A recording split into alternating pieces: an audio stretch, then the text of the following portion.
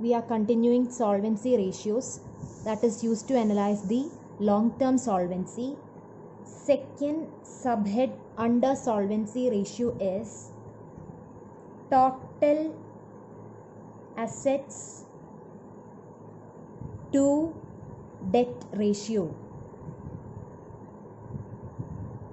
Here also, as the name indicates, the formula will be equal to total assets divided by debt, and debt means already we learned that is long-term debt, which includes long-term borrowings and long-term provisions.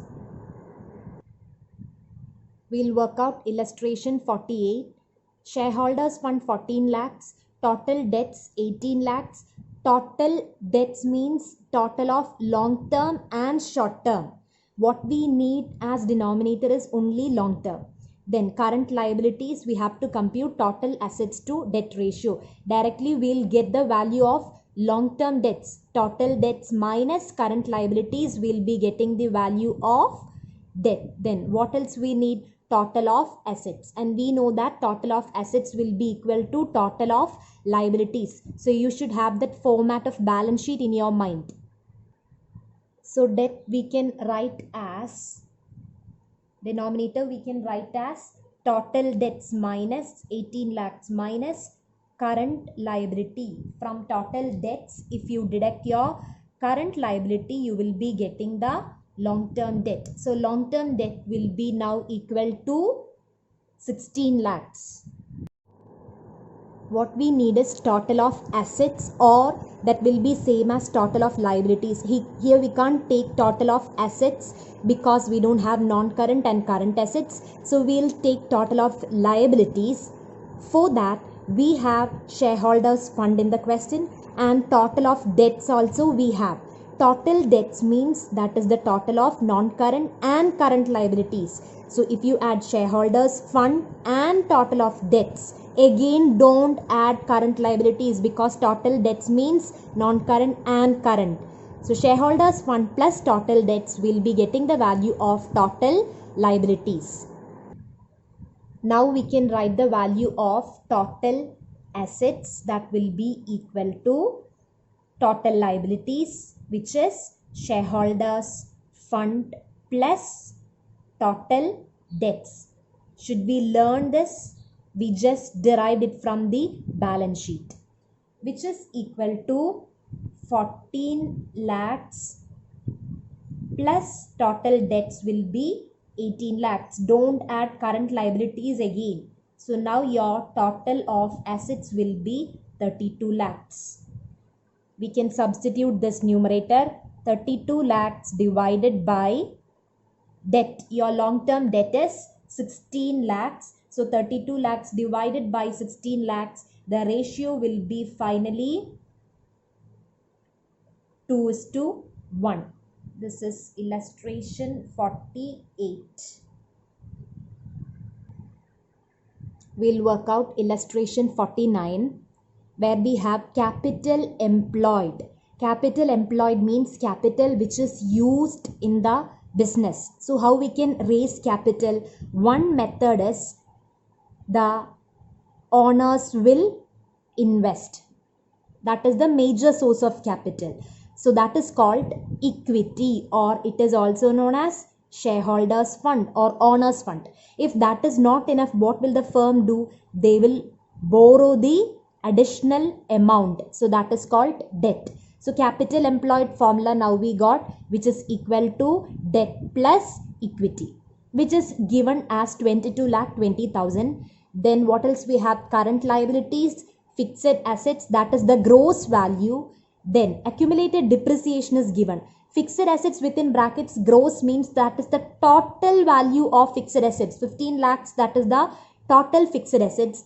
Always when you do in the balance sheet, what we have to write is fixed assets less depreciation. Since it is the gross value, you have to deduct depreciation. If it was given as net value, no need to deduct depreciation again.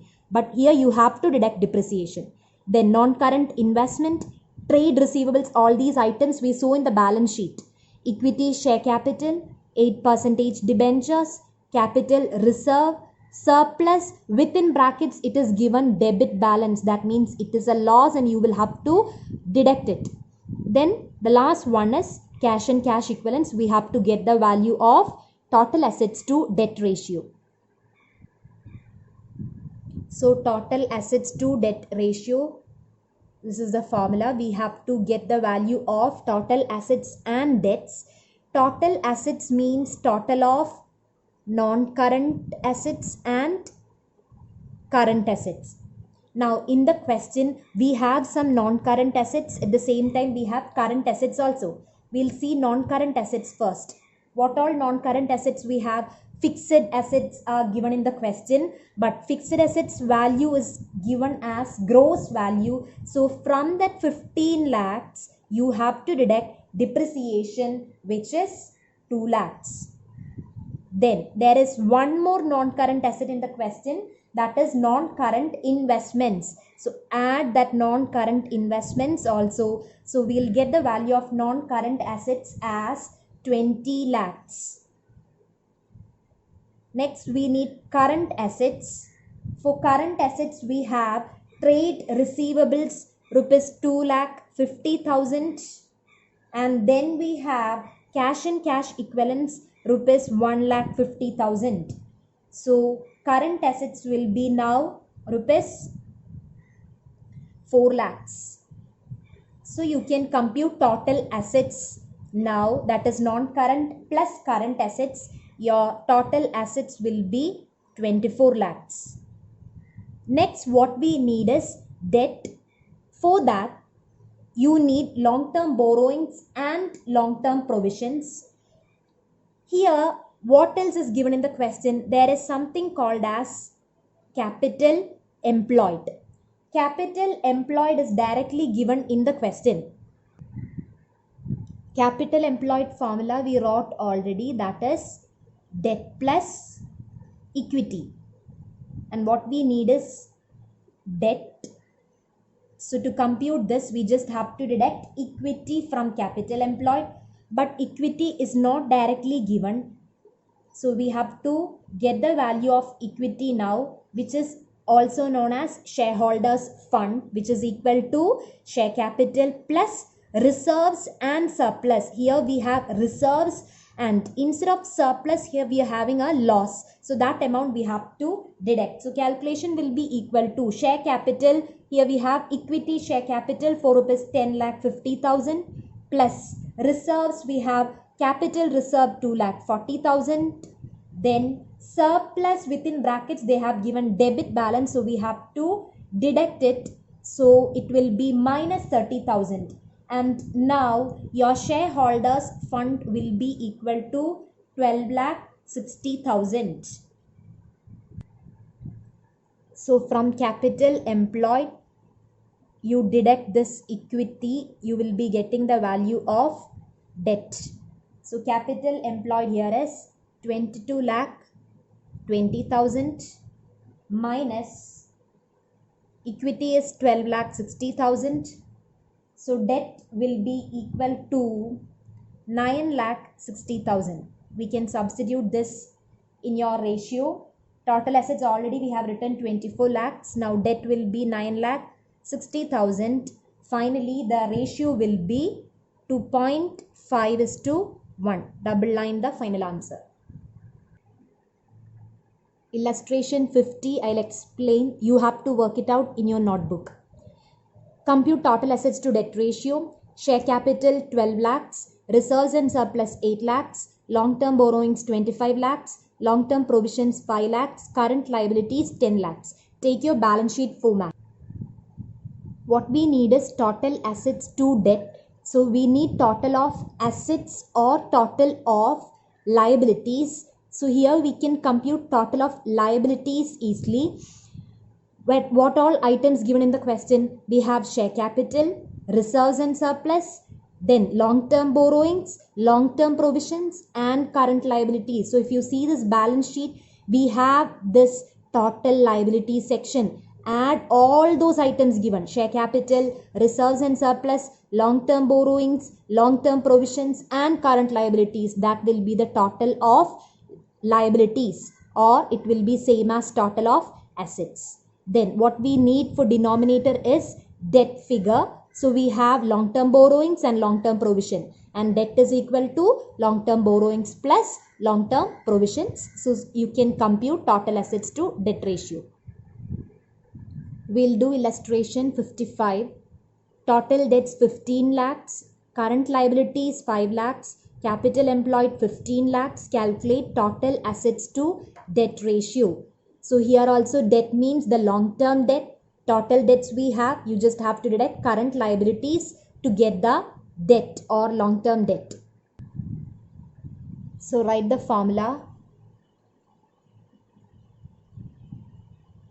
Total assets to debt. Debt is long-term debt.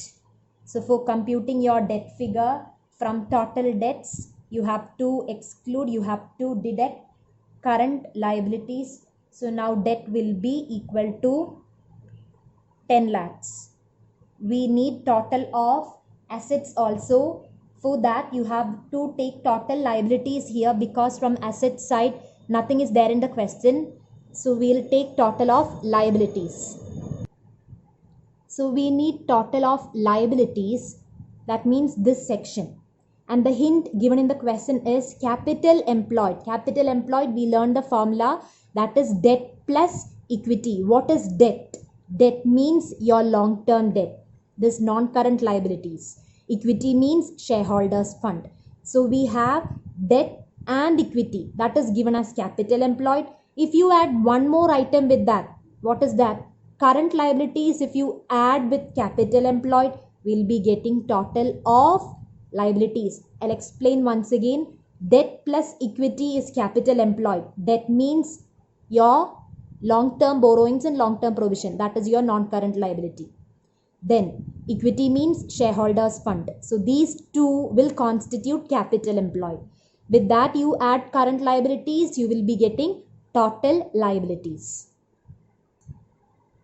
So now total assets or total liabilities will be equal to capital employed plus current liabilities, that is 15 lakhs plus 5 lakhs. Total assets will be now 20 lakhs. So you can substitute this value here. The ratio will be 20 lakhs divided by 10 lakhs. Answer is 2:1. Moving on to the next ratio, that is the third subhead under solvency ratio, which is proprietary ratio. Who is the proprietor? Proprietor means owner of the firm, and the formula will be proprietors fund, or we can write as shareholders fund, or it is also known as equity. So shareholders fund and equity are familiar to you. So proprietors fund or shareholders fund or equity divided by total of assets. So that is the ratio. Illustration 60, you have to compute three ratios here: proprietary, debt to equity, total assets to debt ratio. Now we'll be computing proprietary ratio, but when you do in your notebook, you have to do other two ratios also. Items given: non-current assets 40 lakhs, current assets, long-term borrowings, long-term provisions and current liabilities. And proprietary ratio formula is proprietors fund divided by total assets. So proprietors fund or shareholders fund or equity divided by total of assets. So directly we can compute denominator. Total of assets will be total of non-current and current assets. So total assets will get as 80 lakhs. Total assets is equal to non-current and current assets. Non-current assets 40 lakhs plus current assets 40 lakhs. Total assets we got 80 lakhs. Next we need the numerator, that is equity or shareholders fund. Just take the balance sheet format. So we need equity section, that is shareholders fund. So from total liabilities, if you can exclude non-current and current liabilities, you will get the first section, shareholders fund. So total liabilities now we have, that is equal to total of assets 80 lakhs. From that exclude non-current liabilities, that includes long-term borrowings and long-term provisions. Then one more item what you have to exclude is current liability. So total liability minus non-current minus current, you will get the value of shareholders fund. Now shareholders fund or proprietors fund will be equal to total of liabilities minus, we have to exclude non-current and current liabilities. Total liabilities will be same as total of assets, that is 80 lakhs. You have to exclude non-current liabilities. Here we have long-term borrowings and long-term provision. The total will be 25 lakhs plus 15 lakhs. Non-current liabilities will be 40 lakhs minus current liabilities 20 lakhs. So now shareholders fund will be 20 lakhs. So we have proprietors fund and we have total assets also. We can compute the ratio total assets, shareholders fund divided by total assets, that is equal to 20 lakhs divided by 80 lakhs. Shareholders fund is 20, total assets is 80. So you can either express it as fraction or you can express it as percentage also. For that you have to multiply it by 100. It is better you express it as fraction. And the ratio will be now 0.25:1. The last solvency ratio is, that is fourth subhead, interest coverage ratio. So here we are analyzing whether the firm is having adequate profit to pay the interest, and the formula is profit, that is the net profit before interest and tax divided by interest on long-term debt. That means on borrowings you will have to pay interest, and here we will analyze whether the firm has adequate profit to pay this interest, and the answer must be expressed in times. So far what we did is we expressed the answer as pure ratio like 2:1, 3:1 and all. This particular ratio must be expressed in times. We'll work out illustration 64. Net profit after taxes given 1,20,000, 12% long-term debt 20 lakhs and tax rate 40%. We need to get the interest coverage ratio. So we need to get interest coverage ratio, which is equal to net profit before interest and tax divided by interest on long-term debt. We'll compute the denominator first. Interest on long-term debt. Here we have 12% long-term debt 20 lakhs. So interest on long-term debt will be 20 lakhs into 12%. So that will be the interest figure, which is equal to 2,40,000. Don't go and compute 20 lakhs into 40%. 40% is the tax rate given. What we need here as denominator is the interest. Interest will be always attached with the name of that bank loan or name of that particular debt. So here 12% debt is given 20 lakhs. The 12% is the interest rate and not 40%. 40% is the tax rate. In this question, what we have is net profit after tax. That is given as 1,20,000. What we need is net profit before interest and tax. Here, how they got this after tax figure? Suppose net profit before tax was X. From that, they would have deducted interest and then they deducted tax also. That is how they got this 1,20,000. So to compute x, to reach at this value, what we have to do is you will have to add back tax and you will have to add back interest also. So first you have to add back tax, then you have to add back interest. So we'll assume net profit before tax as x. Assume it as x. So from x, when you deducted tax rate 40%, what you got is 1,20,000. So compute this net profit before tax. So x minus 40% of x will be equal to 1,20,000. You can cancel this. So 10x minus 4x, it will be 6x by 10 is equal to 1,20,000. And now x will be equal to 1,20,000 into 10 divided by 6. Now the value of x is 2 lakh. So x, what was x actually? We assumed net profit before tax as x. We got that 2 lakhs figure. Now we have to add back one more item, that is interest. Interest already we have computed. So we'll add 2 lakhs plus 2,40,000. This is how we are getting that net profit before interest and tax. That figure will be 4,40,000. Finally, the calculation will be 4,40,000 divided by interest is 2,40,000. So it will be 1.83. You have to write it as times. This interest coverage ratio must be written in times.